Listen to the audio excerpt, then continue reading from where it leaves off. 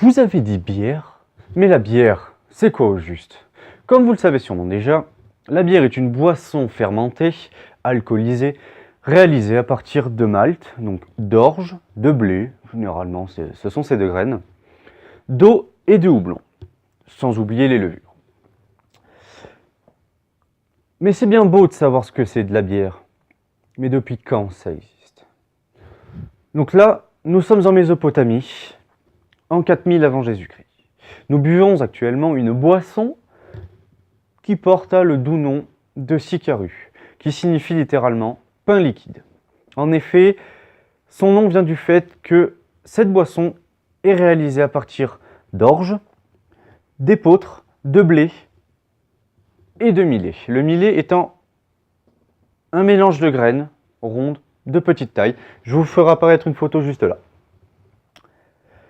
Cette boisson va traverser les époques, les civilisations, de 510 avant Jésus-Christ à 330 après Jésus-Christ. Les Grecs vont faire connaître ce breuvage à travers l'Europe. Les Athéniens, les Romains, les Vikings, les Celtes, les Gaulois, et j'en passe et des meilleurs. À partir du IVe siècle avant Jésus-Christ, les Gaulois vont faire de ce breuvage leur boisson nationale. Ils vont par ailleurs leur donner le nom de cervoise. En 1070, les bienfaits du houblon vont être découverts par une abbesse et médecin germanique. En effet, le houblon a des vertus antiseptiques et de conservation, conservatrices. Au XVe siècle, le mot bière entre dans les mœurs. En 1495, une ordonnance royale stipule le fait que pour faire de bonnes et loyales bières et cervoises, nous devons utiliser que des graines, de l'eau et du houblon.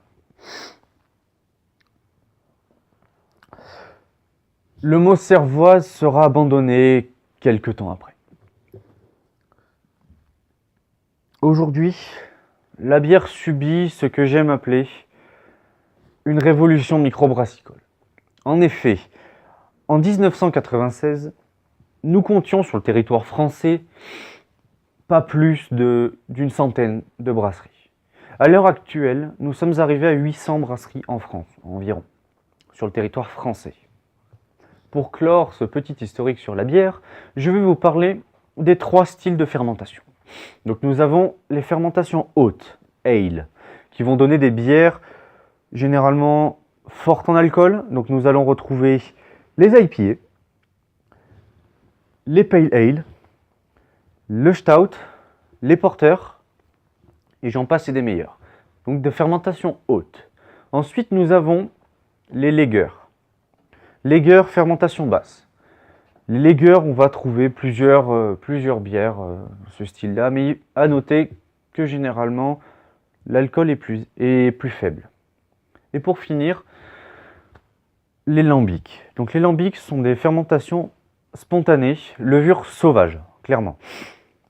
Par exemple, la firme Mort Subite est spécialisée dans les lambics. Donc les lambics peuvent être uniquement réalisés en Belgique, car c'est uniquement à Bruxelles que l'on trouve les levures viables pour cette bière. La vidéo est maintenant terminée, j'espère qu'elle vous aura plu. Ce petit cours a été écrit par mes soins, je vous mettrai toutes les informations et mes sources dans la description. J'ai utilisé ce livre qui apparaîtra à l'écran normalement si j'oublie pas au montage. N'oubliez pas de laisser un petit pouce bleu si vous avez aimé. Dites-moi dans les commentaires comment vous trouvez mon décor. Et à la revoyure.